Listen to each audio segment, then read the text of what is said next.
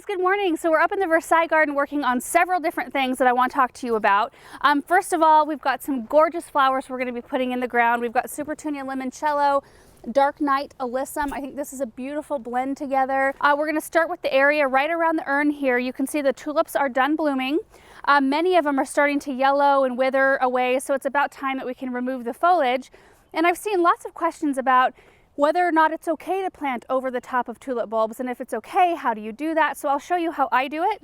Have had really great success with it throughout the years. I'm also going to be trimming up these boxwoods for the very first time. You might remember when we planted these, they were little, like little tiny baby sprinter boxwoods, and they've grown beautifully. I mean, they've put on a tremendous amount of growth even just this spring. So I do start wanting to train them into somewhat of a hedge. It won't be, a really tight hedge yet, but we'll get there probably pretty quick here. The other area is around Persephone. So I did come out last night. You can see I still have my bucket, my pop-up bag. I did a little trimming on these boxwoods here, just so that they were a nice shape. And then we're going to plant Supertunia Vista Paradise all around each one of these boxwoods. Just one plant because I think it'll be extremely striking. And this area is interesting because we have to be very mindful of what we put in this area because it gets overhead water. And there's not like a ton of things that really love to be watered from overhead. So I'm really looking forward to the Vista Supertunia. We've tried other Supertunias in here, but not a Vista. So the other thing I want to talk about is what you do with plants that have gone leggy like this. So we will get to that when we get to this area. So let's start with the tulips. You can see on the foliage right here, it's starting to yellow and die back a little bit, which is a sign that they're ready to be cut back. Not all of them are looking exactly like that, but I know that they're really soon to follow what this bunch is looking like. And we usually leave the foliage up until it starts to wither like that, because until that point, those leaves are absorbing sunshine, which turns into energy, which feeds the bulb, which makes them perform better the next year, helps them naturalize and form more blooms. So when we go in to cut them back, we just grab the bunch and just cut it back to the ground. I like to leave just about, I don't know, ½ inch or an inch or so. That way I can see where the tulips are and I can avoid them when I'm planting my annuals. And that's basically all there is to it. There's no secret to planting annuals over tulip bulbs. I just try to miss where the tulip bulbs are, and I've never had a problem when I pull the annuals out having them pull any bulbs out or anything like that. I suppose it's possible, but in this spot I've never had that happen. So now I'm just going to cut all the rest of these tulips back and then we'll work on the boxwoods next.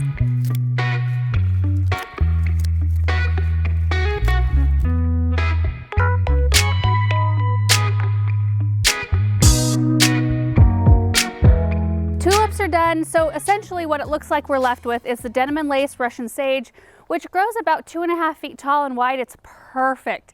The perfect height in here because it gets about this tall and you can still see the urn, and it blooms all summer long through frost.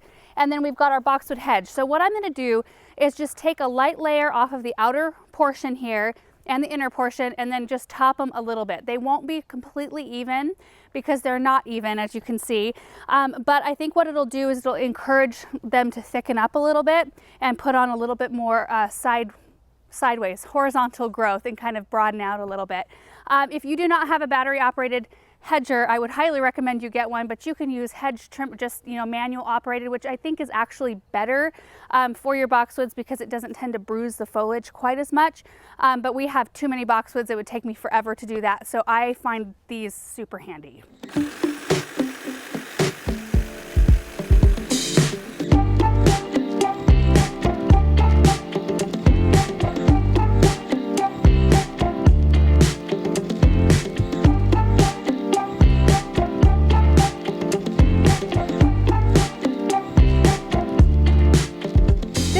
Starting to look so much better. Just tidying up those boxwoods a little bit just gives it that sense of structure for me. And we're not going for perfection at this stage of their growth because clearly, there's space between most of them still, but just cleaning them up a little bit will encourage that outer growth, and it gives you a sense of what I'm going for in the end. Like I can kind of see where it's headed. So now all we have left to do is plant. So I want to show you a little bit closer up what these plants look like. So we've got the Supertunia Lemoncello. I'm a huge fan of this soft buttery color. And then we've got Dark Night Lobularia or Sweet Alyssum. And I think that these are going to do really, really well together. This is going to be an experiment with the Limoncello though. We did have it planted by Persephone last year, but like I said, it does get overhead water and it gets a lot of water. So the limoncello held up for most of the season, but by the very end you could tell it was kind of suffering a little bit. Like we just couldn't control the amount of water because we have a lot of grass around this area. But this area right here, we had drip run to it so we can control the amount of moisture. It's not going to get overhead water, so I think it's going to do a lot better. And then this one right here will be a little bit shorter. So we'll have our upper story plant. These grow about 6 to 10 inches tall. And then the Dark Night grows about 4 to 6 inches tall. So I hope that they'll intermingle. Like I can see it in my head how they should look. Now this Supertunia right here doesn't trail as much as some of the other varieties. It's not like a Vista. If you get a Supertunia Vista, I mean, those just trail out huge. These stay a little bit more compact, but I think that's going to be good for this area because I don't really want them trailing all over the place. I want it to be a little bit more manicured looking in the end. So I'm going to kind of space these out every other or so that we have a really good blend, and then I will be tossing a little bit of slow release plant food in each hole, and then we'll mulch.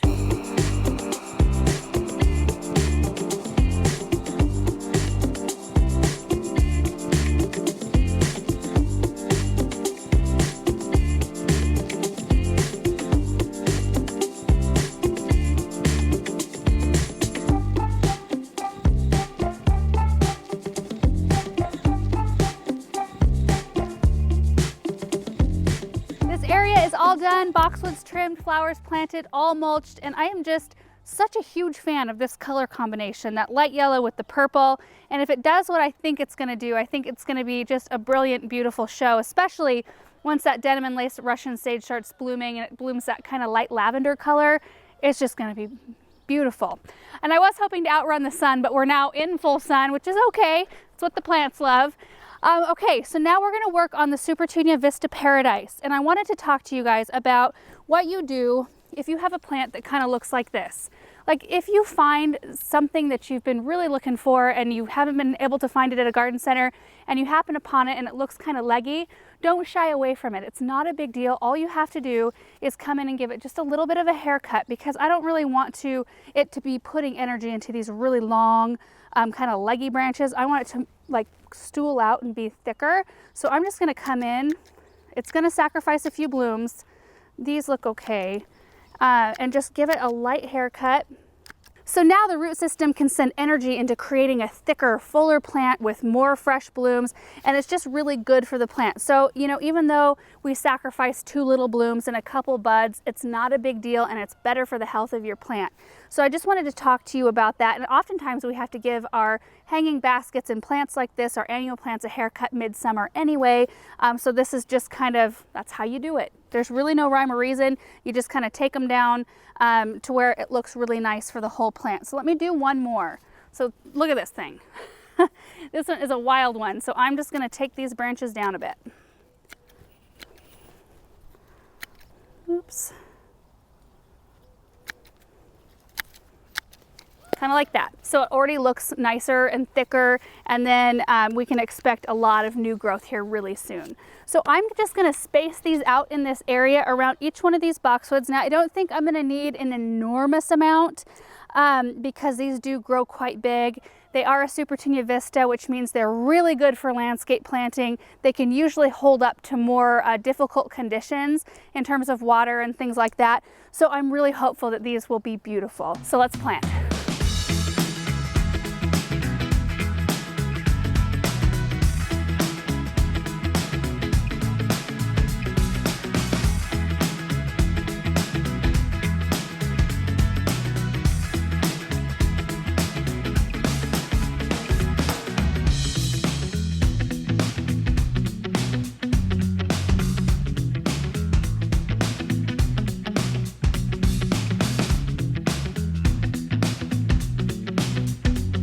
This area is going to look so pretty. I think the thing I like about this Vista Paradise is that the pink is just such an unusual color. I mean, it's very like tropical-y. Well, I guess the name kind of says it's paradise.